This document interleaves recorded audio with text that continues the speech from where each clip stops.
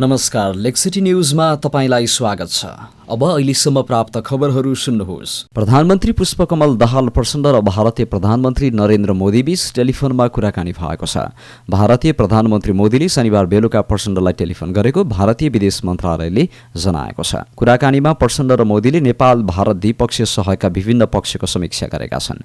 प्रधानमन्त्री प्रचण्डको पछिल्लो भारत भ्रमणका क्रममा भएको सम्झौता र समझदारीलाई कार्यान्वयन गर्ने विषयमा पनि छलफल भएको छ। भारतले अघि सारेको छिमेकी पहिले नीति अनुसार नेपाल भारतको नजिकको सहयोग र साझेदार रहेको मोदीले बताएका छन्। यो टेलिफोन वार्ताले दुई देशबीचको उच्चस्तरीय आदान प्रदानको परम्परालाई निरन्तरता दिएको मन्त्रालयले जनाएको छ। प्रमुख प्रतिपक्ष दल नेकपा एमालेका अध्यक्ष एवं पूर्व प्रधानमन्त्री केपी शर्मा ओलीले प्रधानमन्त्री पुष्पकमल दाहालको भारत भ्रमण सत्ता स्वार्थमा मात्रै केन्द्रित भएको टिप्पणी गरेका छन्। अध्यक्ष ओलीले प्रधानमन्त्री दाहालको भारत भ्रमणमा राष्ट्रिय स्वार्थ प्रधान नभई सत्ता स्वार्थ मात्रै प्रधान भएको दावी गरेका हुन्। पार्टीको परराष्ट्र मामिला विभागले शनिबार काठमाडौँमा आयोजना गरेको वर्तमान अन्तर्राष्ट्रिय परिस्थिति र नेपालको परराष्ट्र नीति सम्बन्धी नेकपा एमालेको धारणा विषयक विचार गोष्ठीमा मात्रै उनले नेपाली आवश्यकता, नेपाली हित, नेपालको न्याय पक्षमा हुनुपर्ने कुराहरूमा प्रधानमन्त्री दाहालले आफ्नो भारत भ्रमणमा धेरै कमजोरीहरू देखाएको जिकिर गरे। अध्यक्ष ओलीले ईपीजी प्रतिवेदन र नेपालको भूमिबारे समेत प्रधानमन्त्री दाहालले भारतीय पक्षसँग कुनै कुरा गर्न नसकेको भन्दै आक्रोश समेत व्यक्त गरे। उनले राष्ट्रिय हितलाई सर्वोपरि राखेर मात्रै परराष्ट्र नीति तय गर्न आफूहरू सदैव तयार रहेको र रहिरहने अडान समेत राखे। सरकारले मनपरी र बेठिक ढङ्गले अघि बढाएको परराष्ट्र सम्बन्धमा आफ्नो पार्टीको साथ नरहने ओलीको भनाइ थियो। अर्थमन्त्री डाक्टर प्रकाश शरण महतले स्रोत सुनिश्चितताको कमीका कारण निर्माण व्यवसायमा समस्या देखिएको बताएका छन्। शनिबार काठमाडौँमा नेपाल अडिटर्स एसोसिएसन अडानको 18औं अडान डेको अवसरमा आयोजित कार्यक्रमलाई सम्बोधन गर्दै उनले यस्तो बताएका हुन्। अर्थमन्त्रीले स्रोत सुनिश्चितताको अभावका कारण निर्माण व्यवसायमा देखिएका समस्या समाधानका भरपाईको स्रोत नभएको बताए। मन्त्री महतले हरेक क्षेत्रमा समस्या भए झैं राज्य संयन्त्रमा पनि समस्या रहेको र त्यो समस्या कार्यान्वयनको पक्षमा रहेको बताए। उनले घोषणा गर्ने तर त्यसको स्रोत सुनिश्चितताको बारेमा नसोच्ने कारण धेरै समस्या सिर्जना भइरहेको बताए। उनले भविष्यको निर्णय गर्ने तर स्रोतको बारेमा जानकारी नराख्ने परिपाटीको अन्त्य गर्न जरुरी रहेको बताएका छन्। अर्थमन्त्री महतले विचार नगरी गरिएका निर्णयका कारण समस्या उत्पन्न भएको भन्दै ती समस्या समाधानका लागि केही समय लाग्ने बताएका छन्। नेकपा माओवादी केन्द्रको केन्द्रीय कमिटी बैठकमा विभिन्न भ्रष्टाचार र सुन तस्करी प्रकरणमा नाम मुछिएका पार्टीका नेताहरूमाथि अनुसन्धान गर्न केन्द्रीय सदस्यहरूले माग गरेका छन्। केन्द्रीय कमिटीको बैठक चौथो दिनसम्म आइपुग्दा बैठकमा बोल्ने सदस्यहरूले विभिन्न भ्रष्टाचार तथा सुन तस्करी प्रकरणमा नाम जोडिएका पार्टीका नेताहरूमाथि अनुसन्धान गरी दोषी देखिए कारबाही गर्न माग गरेका हुन्। पार्टीका उपाध्यक्ष कृष्ण बहादुर महराको नाम भेपमा सुन तस्करी प्रकरणमा जोडिएको भन्दै नेताहरूले महराप्रति पनि छानबिन हुनुपर्ने बताएका छन्। पार्टीभित्रका नेताहरूमा शासन कायम गराउन नसकेमा बाहिर पनि गराउन नसकिने भन्दै नेताहरूले पार्टी भित्रैबाट सुशासनप्रति प्रतिबद्ध हुनुपर्नेमा जोड दिएका हुन्। बैठक स्थलमा सञ्चारकर्मीहरूसँग कुराकानी गर्दै केन्द्रीय सदस्य माधव सापकोटाले बैठकमा सुशासनको सम्बन्धमा गम्भीर छलफल भइरहेको बताए। गण्डकी प्रदेश सरकारले 100 दिनको उपलब्धि सार्वजनिक गरेको छ। मुख्यमन्त्री सुरेन्द्र राज पाण्डेले सार्वजनिक गरेको 100 दिने उपलब्धिमा नीति तथा कार्यक्रम र बजेट पारितलाई पनि समावेश गरिएको छ। गण्डकी सरकारले संक्रामक तथा सरुवा रोग अस्पताल कास्कीमा 25 शैय्या क्षमताको डायलिसिस केन्द्र स्थापना गर्नुलाई मुख्य उपलब्धि मानेको छ। मृगौलाका बिरामीले डायलिसिस गर्न पालो कुर्न नपर्ने बनाउन 22वटा डायलिसिस मेसिन किनिएको मुख्यमन्त्री तथा मन्त्री परिषद कार्यालयले जनाएको छ। मुख्यमन्त्री कार्यालयले प्रदेशलाई अझै मजबुत बनाउन गण्डकीकै मुख्यमन्त्रीको सक्रियतामा मुख्यमन्त्रीको भेला गरी 17 बुँदे धारणा सार्वजनिक गरेको र पोखरामा राष्ट्रिय समन्वय परिषदको बैठक गर्नुलाई पनि उपलब्धिमूलक भनेको छ। पशुहरूमा लाग्ने लम्पी स्किन रोगको रोकथामका लागि 33 लाख रुपियाँको औषधि खरिद गरी जिल्ला जिल्लामा पठाएको पनि गण्डकी सरकारको 100 दिनको उपलब्धिमा राखिएको छ। शनिबार आयोजित पत्रकार सम्मेलनमा मुख्यमन्त्री पाण्डेले जनजीविकाको सवालमा केन्द्रित रहेर सरकारले स्वास्थ्य, खानेपानी, सार्वजनिक सेवा, कृषि लगायतका क्षेत्रलाई प्राथमिकतामा राखेर काम गरेको बताएका छन्।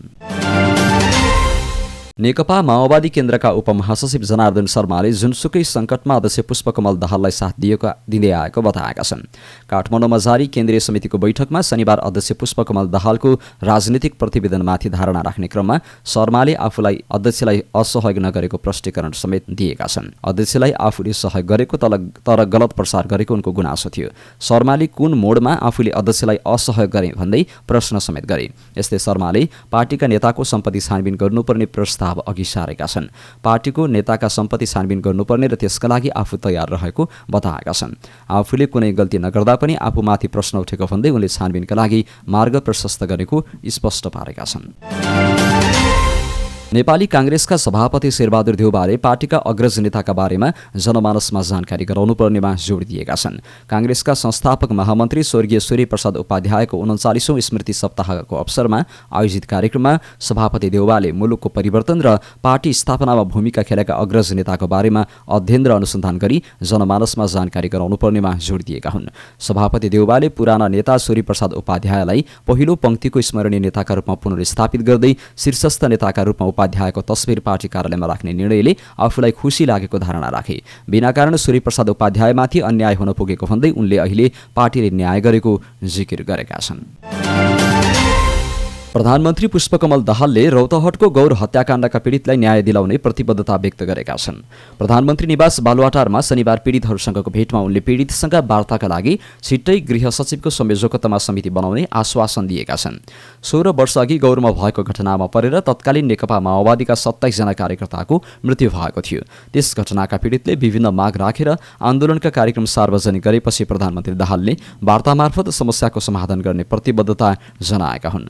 प्रधानमन्त्री दाहालको निजी सचिवालयका सहसचिव अर्जुन भण्डारीले यही साउन 18 गते पीडित सङ्घर्ष समितिका रूपसागर उपाध्यायलाई वार्तामा आउन आग्रह गर्दै पत्राचार गरेका थिए। जनमत पार्टीले मधेसलाई सुक्खा क्षेत्र घोषणा गरी राहत उपलब्ध गराउन माग गर्दै प्रधानमन्त्री पुष्पकमल दाहाललाई ज्ञापन पत्र बुझाएको छ। शनिबार बिहान जनमत पार्टीका उपाध्यक्ष एवं पूर्व मन्त्री अब्दुल खान नेतृत्वको टोलीले मधेसलाई सुक्खा क्षेत्र घोषणा गरी राहत उपलब्ध गराउन माग गर्दै प्रधानमन्त्री दाहाललाई ज्ञापन पत्र बुझाएको हो। ज्ञापन पत्रमा मधेस प्रदेशलाई सुक्खा क्षेत्र घोषणा गरी राहत दिनुपर्ने, बिरगंज सहितका सुक्खा क्षेत्रका जनतालाई घर घरमा खानेपानीको व्यवस्था अविलम्ब गर्नुपर्ने, सुकेका बालीनालीको उचित क्षतिपूर्तिको व्यवस्था गर्नुपर्ने, सिँचाइको लागि गरिएको बिजुली निशुल्क गर्नुपर्ने, पानीको अभावले बिरामी परेकाहरूको निशुल्क उपचारको व्यवस्था गर्नुपर्ने माग उल्लेख छ। ज्ञापन पत्र बुझ्दै प्रधानमन्त्री दाहालले तराई मधेसमा खानेपानीमा देखिएको समस्याको बारेमा आफू जानकार रहेको र खानेपानी तथा सिँचाइको विकल्पको बारेमा सरकारले गृह कार्य गरिरहेको बताएका छन्।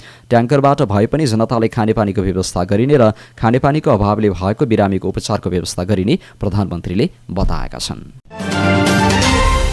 राप्रपाका नेता एवं पूर्व परराष्ट्र मन्त्री डाक्टर प्रकाश चन्द्र लोहनीले भारतको समर्थन नहुँदा सरकार टिक्न नसक्ने मनस्थितिमा प्रधानमन्त्री रहेको बताएका छन्। टङ्कप्रसाद आचार्य स्मृति प्रतिष्ठानले आयोजना गरेको छिमेकी सम्बन्ध र इपिजी प्रतिवेदन विषयक संवाद कार्यक्रममा बोल्दै उनले यस्तो बताएका हुन्। उनले सरकार भारतसँग सीमा समस्या, डुबान र इपिजीका विषयमा कुरा उठाउन नचाहेको बताएका छन्।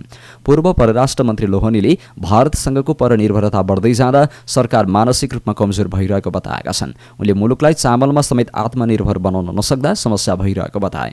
पूर्व परराष्ट्र मन्त्री लोहनीले नेपाल खाद्यान्नमा आत्मनिर्भर हुनेतर्फ उन्मुख नभएको बताए। उनले नेपालमा खाद्यान्नको भण्डार नहुँदा मूल्य वृद्धि बढ्ने निश्चित रहेको बताएका छन्। अब अन्तर्राष्ट्रिय खबर। युक्रेनमा रुसी आक्रमण कसरी अन्त्य गर्ने भन्ने विषयमा छलफल गर्न साउदी अरेबियामा शिखर सम्मेलन सुरु भएको छ। साउदी अरबको जेद्दामा आयोजित सम्मेलनमा 40 देशका प्रतिनिधि सहभागी रहेको बताइएको छ। रुस बाहेकका मुलुकका प्रतिनिधि सम्मिलित उक्त बैठकले रुसको आक्रमण कसरी अन्त्य गर्ने भन्नेबारे मस्यौदा तयार पार्नेछन्। शनिबारबाट सुरु भएको सम्मेलनमा रुस युक्रेन युद्धका कारण खाद्यान्न, इन्धन लगायतमा प्रभावित विकासोन्मुख देशका प्रतिनिधि पनि सहभागी छन्। यो सम्मेलनले यसै वर्ष विश्वका नेताहरूको शान्ति शिखर सम्मेलन गर्ने सिद्धान्तलाई समर्थन गर्ने अपेक्षा गरिएको छ। सो कीवको 10 बुँदे सूत्रमा आधारित हुनुपर्ने युक्रेनको धारणा छ। युक्रेनको उक्त सूत्रले क्षेत्रीय अखण्डताको सम्मान र रुसी सेनालाई फिर्ता गर्ने कुरा समेटेको बताइन्छ। तर युक्रेनको शान्ति सूत्रलाई इन्कार गर्दै आएको रुसलाई भने उक्त शिखर सम्मेलनमा बोलाइएको छैन। यसैबीच युक्रेन युद्धमा तटस्थ बसेका भारत र ब्राजिलसँग पनि संवादको पहुँच पुर्याउने अवसरको रूपमा सम्मेलन युक्रेनका लागि महत्त्वपूर्ण रहेको बताइन्छ। साथै रुसको सहयोगी रहेको चीनको उपस्थितिलाई विशेष महत्त्वका साथ हेरिएको छ। पाकिस्तानको एक अदालतले पूर्व प्रधानमन्त्री इमरान खानलाई भ्रष्टाचारको मुद्दामा 3 वर्षको जेल सजाय सुनाएको छ। इस्लामाबादमा रहेको एउटा अदालतले राज्यका उपहारहरू बिक्री गर्दा आफूलाई प्राप्त भएको आम्दानी घोषणा नगरेकोमा खानलाई दोषी प्रमाणित गरेको बीबीसी हिन्दीले जनाएको छ। अदालतले खानलाई 1 लाख रुपियाँ जरिवाना पनि तोकेको छ। खानले भने आफूमाथिका आरोप अस्वीकार गर्दै आएका छन्। शनिबार दिउँसो 12 बजेपछि तोसाखाना मामिलाको सुनवाई तेस्रो पटक सुरु भएको थियो। त्यसमा इमरान खानका वकिल अनुपस्थित रहेका थिए। अदालतले खानका वकिललाई 12 बजेसम्म उपस्थित हुन समय दिएको थियो। त्यसपछि अदालतले आफ्नो निर्णय सुनाएको बीबीसी हिन्दीले जनाएको छ। न्यायाधीशले खानलाई तत्काल पक्राउ गर्न आदेश दिएका थिए। खानका वकिल इन्तजार हुसैनले पूर्व प्रधानमन्त्री खान उनको लाहोरमा रहेको घरबाट पक्राउ परिसकेको बताएको रोइटर्सले जनाएको छ। खानको समूहले निर्णय विरुद्ध पुनरावेदन गर्ने जनाएको छ। चिनिया अरबपति ज्याक मा कृषि उद्यममा लागेका छन्। विश्वकै ठूला ई-कमर्स मध्येको एक अलिबाबा ग्रुप होल्डिङका संस्थापक एवं पूर्व अध्यक्ष ज्याक कृषि उद्यमतर्फ लागेका हुन्। चीनको जेजियाङ प्रान्तको राजधानी हाङझाउमा हालै स्थापित 1.8 मिटर मरिन टेक्नोलोजी नामक कृषि स्टार्टअपमा ज्याक पनि संलग्न रहेको साउथ चाइना मर्निङ पोस्टले उल्लेख गरेको छ। जुलाई 20 मा दर्ता भएको स्टार्टअपको सुक्ता पुँजी 1 करोड 50 लाख अमेरिकी डलर रहेको बताइएको छ। यो व्यवसायले जलीय उत्पादन, खाने र प्रशोधनको कामलाई समेटेको छ। यो व्यवसायमा हङकङमा रहेको 1.8 मिटर टेक्नोलोजी होल्डिङ लिमिटेडको 80% हिस्सा छ। यसको दोस्रो ठूलो 10% हिस्सा arts and culture company limited रहेको छ, जसको स्थापना ज्याकले गरेका हुन्। अन्तमा खेल खबर।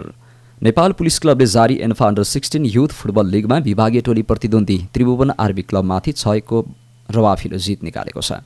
अखिल नेपाल फुटबल संघ एन्फाको आयोजनामा ललितपुर स्थित च्यासल स्टेडियममा शनिबार पुलिसले विभागीय डर्बीमा रवाफिलो जित आत्मसात गरेको हो। पुलिसको जितमा सुभाष बम र नवीन ओलीले 2 गोल तथा निश्चल मगर र लक्ष्मण थामीले समान 1 गोल गरे। खेलको 18औं मिनेटमा नै नवीनले गोल गर्दै पुलिसलाई अग्रता दिलाए, तर 34औं मिनेटमा अनुभव पुरीले गोल फर्काउँदै आर्मीलाई खेलमा फर्काए। तर दोस्रो हाफमा पनि पुलिसले गोलको वर्षा गर्दै 5 गोल गर्यो। 52औं मिनेटमा लक्ष्मण थामीले गोल गर्दै अग्रता दोब्बर पारे। त्यसको 2 मिनेटमा नै नवीन ओलीले पुलिसको तेस्रो गोल थपे। अन्तिम 10 मिनेटमा पुलिसले 3 गोल थपेपछि रवाफिलो जित निकाल्यो। सुभाषले 81औं मिनेट र 90औं मिनेटमा गोल गरेका थिए। खेलको इन्जुरी समयमा निश्चल मगरले गोल थप्दा पुलिस विभागीय टोलीमाथि पूर्ण हावी भयो। 7 बाटो स्थित एन्फा कम्प्लेक्समा शनिबार भएको अर्को खेलमा सङ्कटा क्लबले पनि एफसी खुमलटारमाथि 5-1 को फराकिलो जित निकाल्यो। शनिबार भएको तेस्रो खेलमा एपीएफ र चर्च बोइज क्लबले 1-1 को बराबरी खेले। एपीएफले अग्रता जोगाउन नसक्दा चर्च बोइजले 1 अङ्क प्राप्त गरेको हो। कुल 10 टोली सहभागी युथ लिग आगामी 6 महिनासम्म चल्नेछ। लिगमा मनाङ मर्स्याङ्दी र पुलिस सहित FC Khumaltar, Sankata, Army, APF, Friends, Church Boys, न्युरो टिम र मचिन्द्र एफसीले प्रतिस्पर्धा गर्दैछन्। लिगका खेलहरू एन्फा कम्प्लेक्स, च्यासल स्टेडियम र नेपाल आर्मीको खेल मैदान सल्लाघारीमा भइरहेका छन्। उक्त खेलहरू शनिबार र सार्वजनिक भिदामा मात्र सञ्चालन हुनेछन्। नेपाल क्रिकेट संज्ञानले 1 महिना विशेष प्रशिक्षणका लागि 6 खेलाडीलाई भारतको दिल्ली पठाएको छ। भारत जाने खेलाडीमा तीव्र गतिका बलरहरू कमल सिंह ऐरी र कमल खत्री रहेका छन्। त्यस्तै ब्याट्सम्यानहरूमा विनोद भण्डारी र लोकेश बम रहेका छन्। स्पिनर सागर ढकाल र अलराउन्डर विवेक यादवलाई विशेष प्रशिक्षणका लागि भारत पठाइएको क्यानले जनाएको छ। र जापानले नर्वेमाथि 3-1 को शानदार जित निकाल्दै महिला विश्वकपको क्वार्टर फाइनलमा प्रवेश गरेको छ। सन् 2011 को विजेता जापानले एनग्रिड एनगेनको आत्मघाती गोलको मद्दतले अग्रता लिएको थियो। गुरु रेटेनले नर्वेलाई बराबरी गोल फर्काइन्। त्यससँगै पहिलो हाफ बराबरीमा टुङ्गिएको थियो। त्यसपछि जापानका लागि सिमिजु र मियाजावाले क्रमशः दोस्रो हाफको 50 र 81औं मिनेटमा गोल गरेका थिए। अब जापानले अर्को चरण प्रवेशका लागि अमेरिका र स्विडेन बीच हुने अर्को क्वार्टर फाइनलको विजेताको सामना गर्नेछ। शनिबार भएको अर्को खेलमा स्विजरल्यान्डमाथि जित निकाल्दै स्पेनले पहिलो क्वार्टर फाइनल यात्रा तय गरेको छ।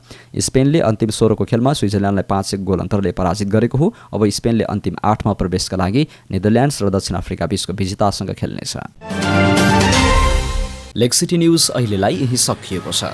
हाम्रो प्रस्तुति तपाईलाई कस्तो लागिरहेको छ र तपाईँ हामीलाई कहाँबाट हेर्दै हुनुहुन्छ कमेन्टमा उल्लेख गर्न नभुल्नुहोला। ताजा समाचारको लागि हाम्रो च्यानल सब्स्क्राइब गर्न नभुल्नुहोला।